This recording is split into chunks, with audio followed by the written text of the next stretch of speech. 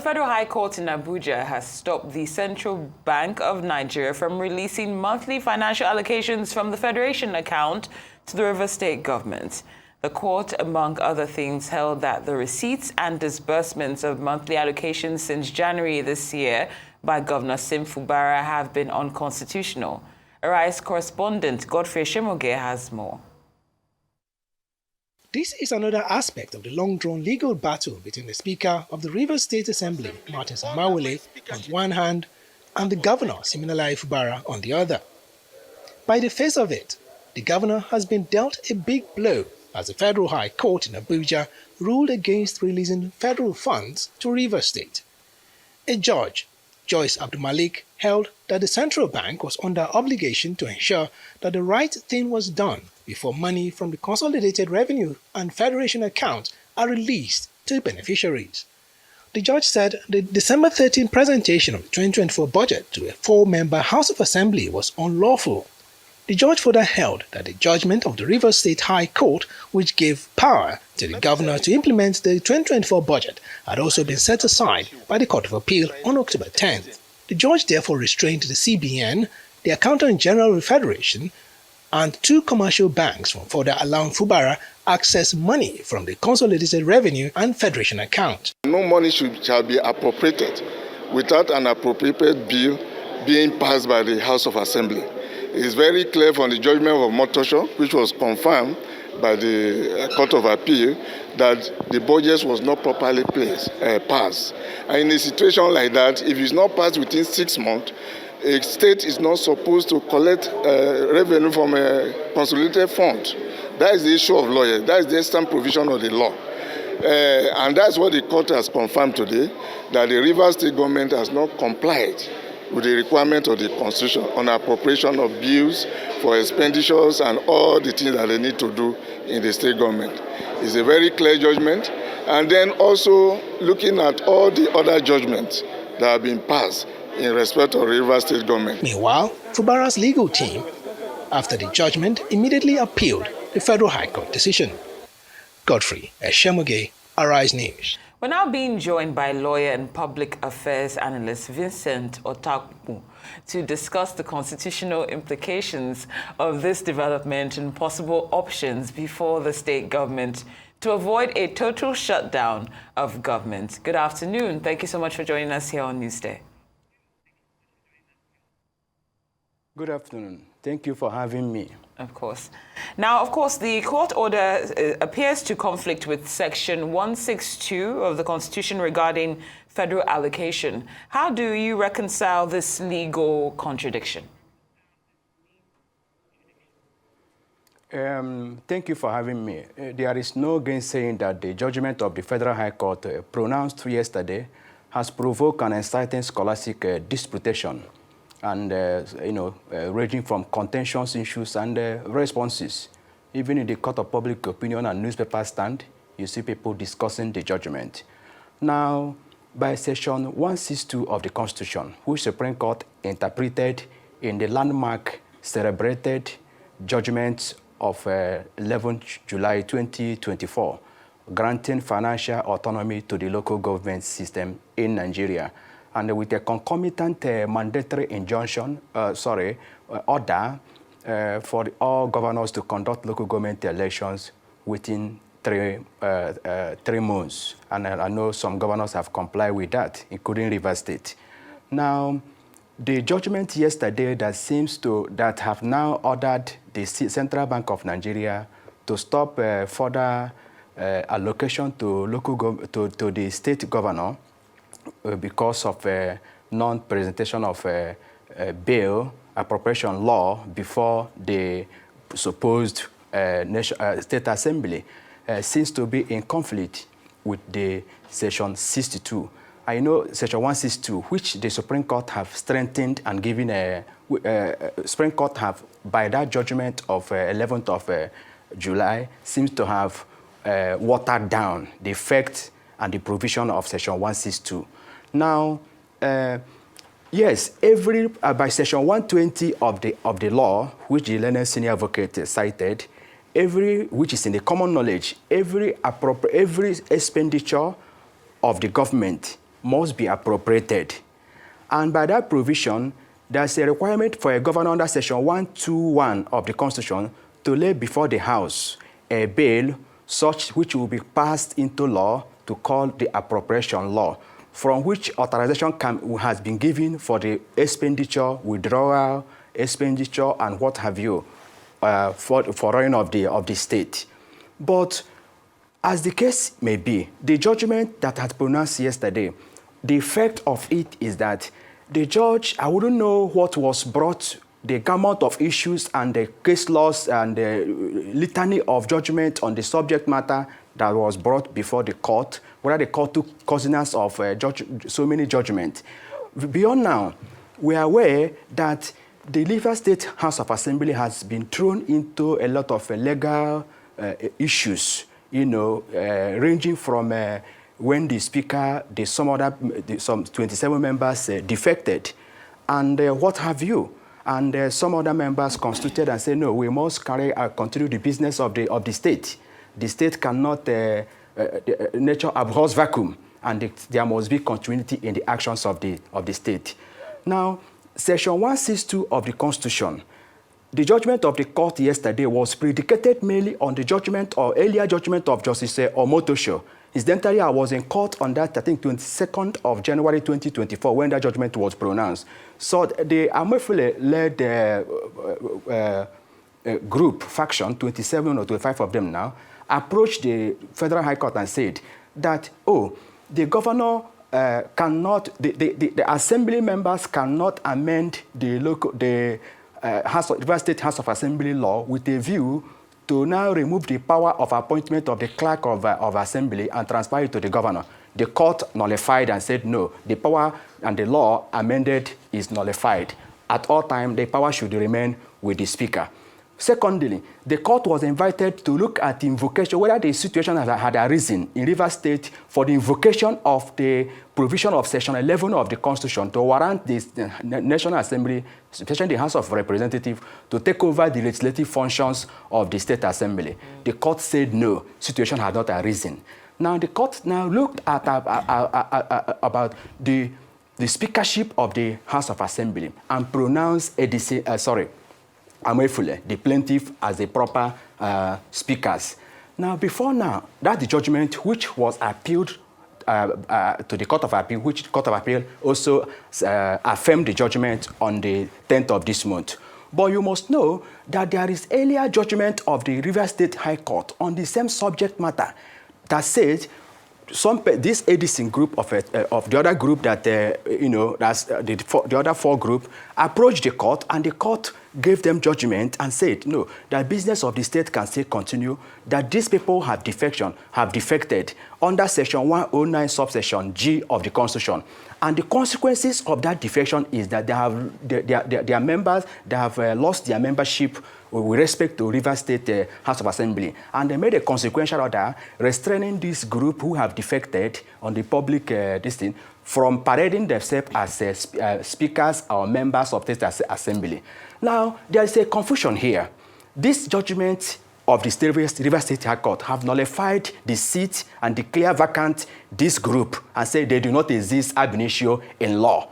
And the judgment yesterday, acting with judgment that was delivered on Motoshaw earlier before now, seems to, affirm their position and, as the case may be. So there are this contradiction with respect to the subject matter in issue. The judge, there should be a way, Supreme Court have held in litany and cornucopia of cases, that when a court is faced with issues of this constitutional importance, there is a need to not to interpret the law in a literal and a simple grammatical approach, that the court should always adopt a broad view of interpretation of constitutional provision. And in this context, the court yesterday interpreted Section 91 of the Constitution, which has to do with membership of the State Assembly, that it should not be more than 40, but not less than 24, as the case may be. And then quorum, which is provided under Section Section 96 of the Constitution, that the quorum of House of Assembly shall be 1/3.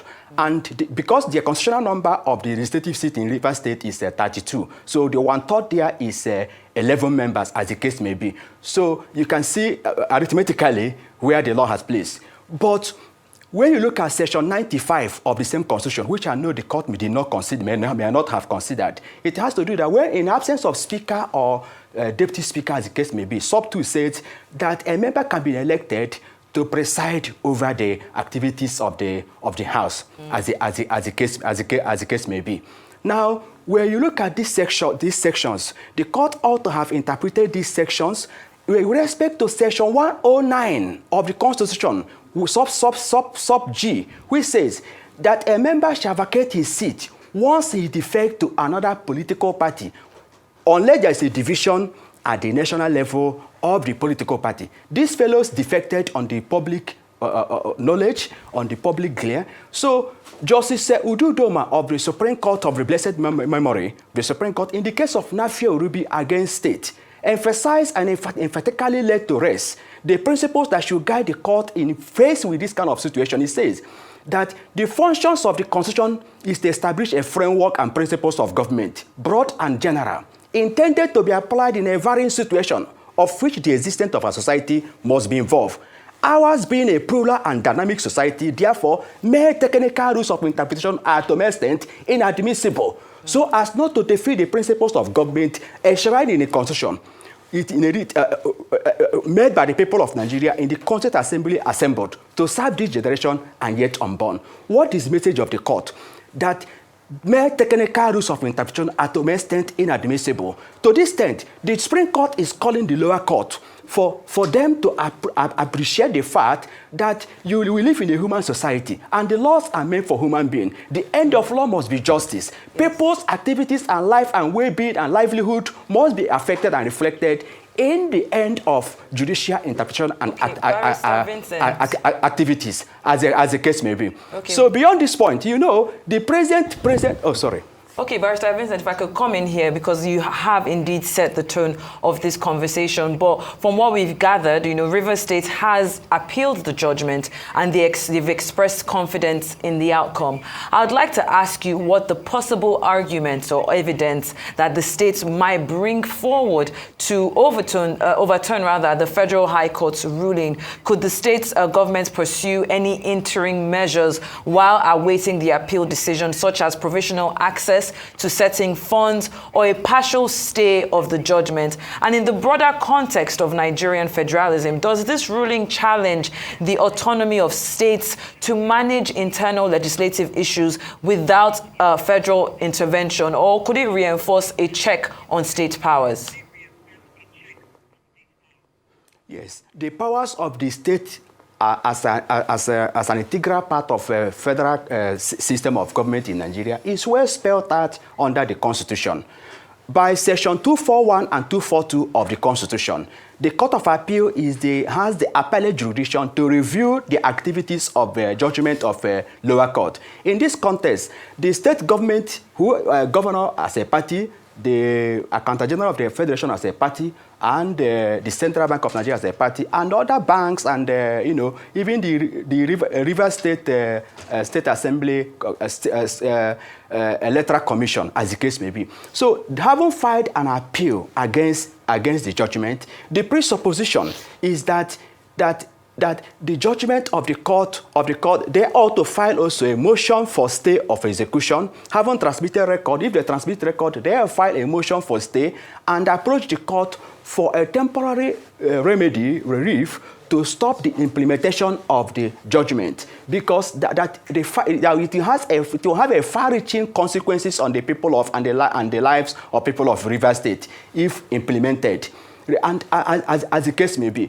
And the judgment also goes to undermine the independent and the status of a state government in Nigeria to run as a constituent member in the federal structure of governance to run their affairs, manage their activities, and manage their funding, as the case may be. When a court of law have to stop the funding, or as the case may be in this case, it seems to be anti-people. It seems to be undemocratic. It seems to have an effect on the lives of the people. You recall that in 2004, the sitting president of Nigeria, President Tinubu, passed through this process, which the reason why the president have to sit up and correct some of these anomalies. In that case, the Attorney General of Lagos State versus Attorney General of the Federation, Lagos State allocations was withheld that time, and they approached the Supreme Court, and Supreme Court declared the invitation to stop the allocation to state government of Lagos State that time. That say it will be wrong and against the democracy, against the federalism principle to do that. I will expect the Supreme Court, because judgment of the Supreme Court binds other court. And I know this judgment ought to have been brought to the attention of the court, because under section 232 and 233 of the Constitution, Supreme Court has the final say in every issue. And when a judgment of Supreme Court has been given on a subject matter, it binds future situations. Under section 287 of the Constitution, sub 1 says that judgment of the Supreme Court shall be enforced by all persons and authority throughout the Federal Republic of Nigeria, including the lower court, High Court, Court of Appeal, including the Federal High Court that gave judgment yesterday, subordinate to that of the Supreme Court. So you ought to obey and enforce judgment of the Supreme Court as the case may be. The interpretation of law the end of law must be justice, like I've said. Then you must see law in our judicial interpretation to the end of law must be social engineering theory, employing social engineering theory. The end of law must be to social justice, equity, and the welfare of the people must be law as an instrument of this approach. So I think that the state government haven't approached the Court of Appeal, and they should file a stay of execution of the judgment, as the case may be, and begin to operate and execute discharge the functions and the responsibilities under the Constitution. Because the judgment of the Lagos of the River State High Court, which has not been set aside, has declared these fellows that the court has asked the governor to go and represent the budget before as non-existent. So the judgment yesterday seems to what we call in law, let non cogit ad impossibilia, that the law cannot command one to do what is impossible as the case may be. So there is. Thank you. You've elaborated so much on this, and we certainly appreciate you going in depth with your analysis. But I'm wondering what legal safeguards might exist at the moment in order to prevent similar situations in other states, and how might this case reshape federal-state financial relations? Yes. Thank you for this question. I want to answer the question, but I will have a recourse to the earlier judgment of the Supreme Court on this subject matter, the case of AG of the Federation against AG of the states, 36 states, on the financial autonomy of the local government. Because part of the judgment that was delivered yesterday has something to do with the local government allocation. Because the state government is ordered not to release fund to the River State Electoral Commission, as the case may be, for the conduct of the local government election, just to stop the conduct of local government election, which had been conducted, as the case may be. So in one way or the other, this whole thing, it started after the judgment of Supreme Court was delivered, which provoked a lot of interest. You can have some states are passing law too now to circumvent the provisions of the application and the principles in the Supreme Court of Supreme Court judgment, as the case may be. So the state government going forward, Nigeria going forward, there should be an amendment to the Constitution, proposed amendment to reflect amend section 162 to reflect what the Supreme Court have held. Then look at the true federalism, principles of true federalism enshrined in the Constitution, such that allocation there should be no way where a court will stop funding allocation going to a state government. Because how do you want the state to continue? In a volatile state like Rivers State, where President Yar'Adua, through Ministry of Niger Delta and the NDDC, intervened and cleared the creeks and pulled out all the bad guys on the street, the militancy and all what have you. What the judgment seeks to do, and even the National Security Advisor is called at this hour to also intervene, because there must be political solution to every issue. Legal solution is there. If it's not working, as the case may be, then there should be political solution. The President and National Security Advisor, the IG, Chief of Army Staff, should be able to, especially National Security Advisor, come in at this stage. Because if you withhold the allocation going to state government of Rivers State, what will happen on the street of Rivers State? One, it may lead to chaos, it may lead to anarchy, it may lead to bloodshed, total bloodshed.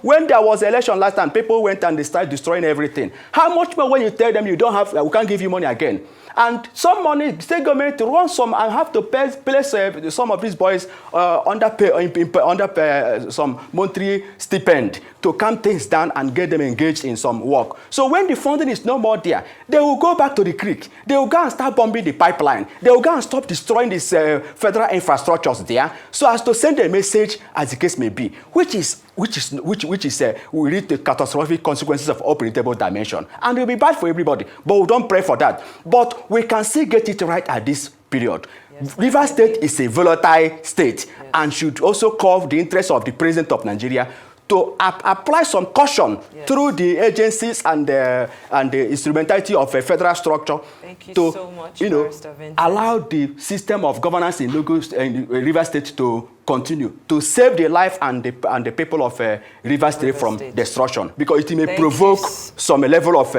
interest. Yes, thank you so much, Barrister Vincent. We've listened to you, and the whole world is watching. We appreciate your time and analysis here on Newsday.